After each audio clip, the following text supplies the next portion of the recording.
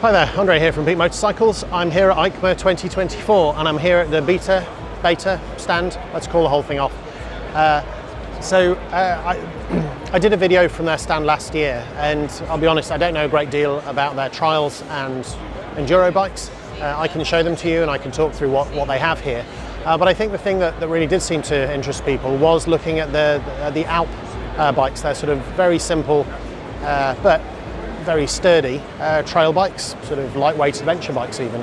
So I'll make sure I pick those up as well. Looks like I'm actually at the end where they have all the enduro bikes, so I'll start here. So if you want the Alp, you're going to have to skip to later in the video.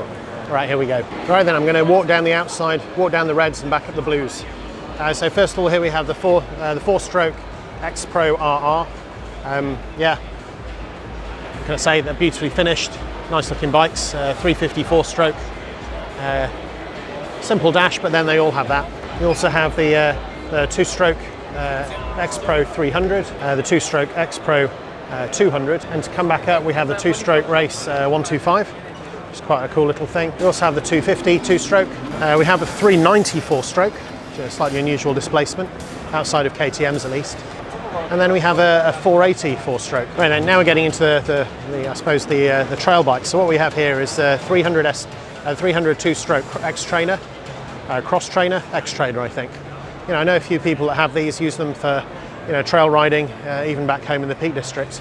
You know, they're not as hardcore as the full-on enduro bikes, but certainly very capable. Next to it we also have the two-stroke 250 cross trainer, XTrainer.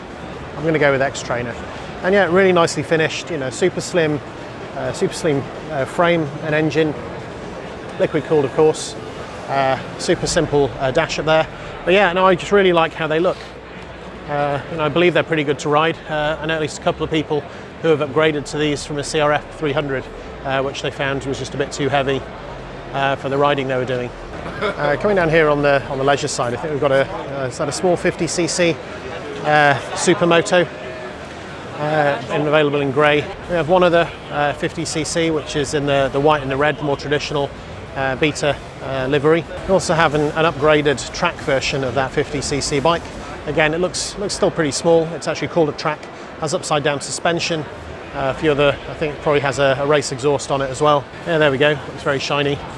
Yeah, kind of cool. When I say a race exhaust, I believe the standard one, which you can see just behind it, is silver, and this one is red. Okay, so we're now into the Supermotard 125 here in the red and black, also available in the red and blue. And here we have the 125 Enduro Special Edition, which looks quite nice. I guess we've got a few more Enduro bikes now. Here we have the 125 Enduro R in the red and blue. That looks kind of cool. And then the last couple here, we have the two-stroke Enduro Sport. And then over here, just the normal two-stroke 50cc Enduro. Right then, now we're into the trial bikes. So, I've done trials a couple of times. I'm terrible at it, but practice makes perfect. So I'm sure I actually need to get one of these one day. Here we have the two-stroke 125. These ones are like competition bikes at the front.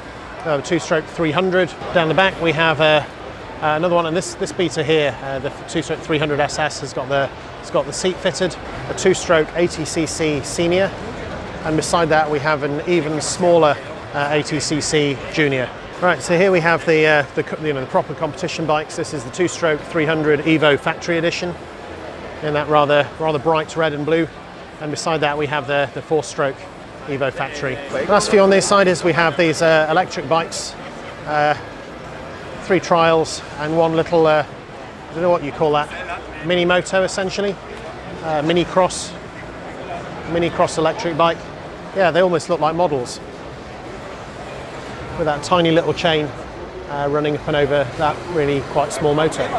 Right then, I know this is what interested a lot of people last year, and is the Beta Alp 4.0. Now they look a little bit retro. I don't know whether it's because it doesn't have a beak, it has that conventional front mudguard, but you know they're quite low. You know they're not. They've got an LED headlamp. They have that sort of stubby bit which might pass as a windscreen, and this thing only weighs 140 kilos. So in these days when 180 kilo bike seems to pass as light, if you think this is 60 kilos lighter than something like a Tenere, I know it's not competing with a Tenere as such, but if you're going trail riding, you could definitely do a lot worse. The fact it doesn't have that flat enduro seat, it does have a seat that dips, does have a proper dash, does have an ignition key, you know, these bikes do make a lot of sense for trail riding. And if you're wondering what they'd be like for adventure travel, well, here's one that's got it's fully luggaged up with some Beta luggage, and this is on pannier frames and a luggage rack at the back. Again, it's the Beta 4.0. If I give you a look at just how those attach, there are some frames around the back there. There is a luggage rack underneath that top bag, and then on this side you can see that is just hooking over there. Right, then last two bikes, perhaps the most interesting, are the Alp X. So this Alp X here has got, it's been trimmed up with, you know, it's got the engine, it's got the crash bars, it's got the bash plate, it also has the luggage fitted. The headlamp at the front is slightly different. It doesn't have that little peak of a screen. Comes with the same LED indicators, comes with the same handguards.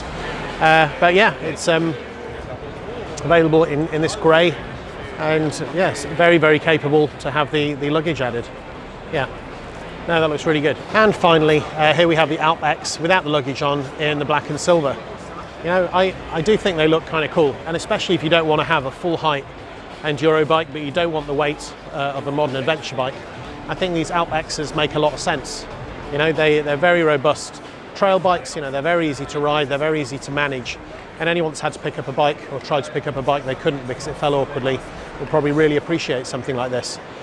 You know, complicated they are not. You know, full of electronics they are also not, but I kind of like them. Right then, I think that is it from the Beta stand here at EICMA 2024. Hope that was interesting and useful. For those of you that haven't seen the Alp 4.0s before, you should definitely take a look if they're available in your country. So that's it for now. Maybe see you on the next one. Thanks for watching.